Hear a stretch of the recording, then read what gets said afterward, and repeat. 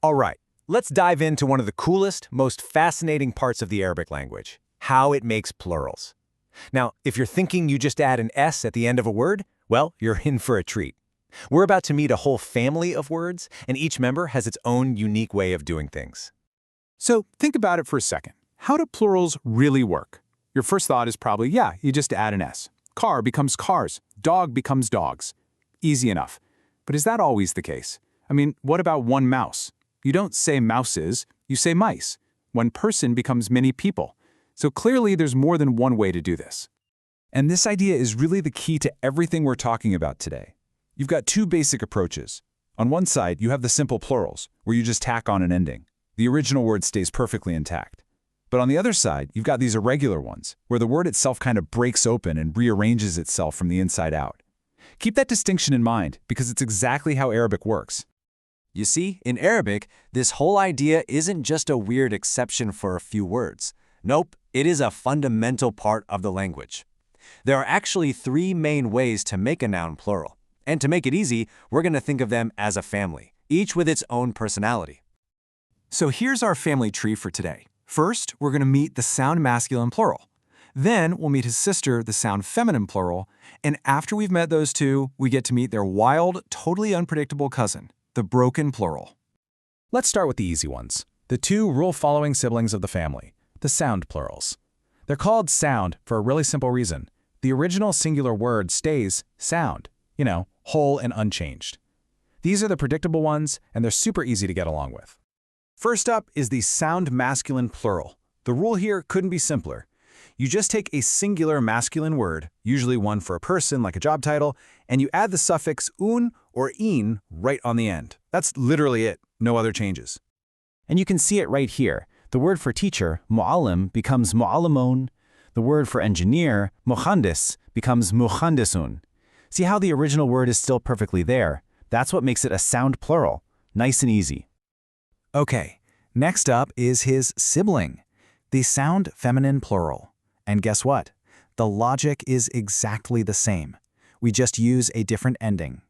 For this one, you just add the suffix ot to the end of the singular word.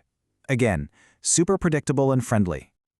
Now, check out these examples because there's a really important point here. A female teacher, mu'allima, becomes mu'allimat. Makes sense. But look at the next one. Sayyara, which means car, becomes sayyarat. So this plural isn't just for women, it's also the go-to plural for a whole lot of non-human objects. That's a key detail to remember.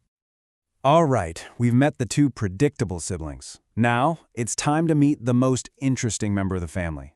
This is the broken plural. This is the unpredictable cousin who shows up and breaks all the rules. It doesn't add endings, it completely rewrites the word from the inside. So how in the world does this work? Well, instead of adding something to the end, the broken plural messes with the vowels inside the word.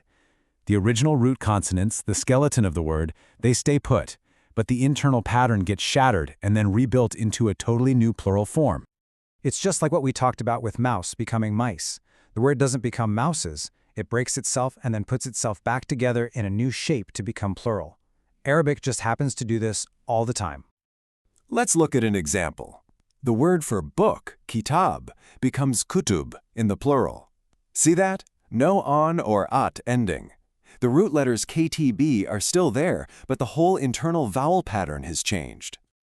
Or how about bait, which means house? That becomes buyut. Again, the internal structure completely morphs, but in a totally different way than the last example. This shows us that there isn't just one pattern for these broken plurals. There are tons of them. One more, just to drive the point home. The word for man, rajul, becomes rijal. So the big takeaway here is that you can't really predict these changes. You just have to learn and memorize each broken plural, just like you had to memorize that the plural of child is children in English. Okay, so we've met the whole family. We have the two well-behaved sound plurals who follow the rules, and we have the rule-breaking broken plural. Now let's bring them all together for one last family portrait, just to make sure we know who's who. This chart really lays it all out. You've got your sound plurals, which are all about adding an ending. The sound masculine adds its ending, mostly for male humans. The sound feminine adds a different ending, and it's used for female humans and lots of objects. And then you have the broken plural. no added ending. It's all about that internal vowel change, with tons of different patterns you have to learn by heart. So, what's the simple trick to telling them apart? It's easy. When you see a plural word, the first thing you should do is look at the end. Do you see an un or an at? If you do, congrats, you've got a predictable sound plural. If there's no familiar ending and the word just looks different from its singular form, then you found yourself a wild, broken plural. That's really the core of it. And just like that, you've basically unlocked a new way of seeing Arabic. This isn't just some boring grammar rule.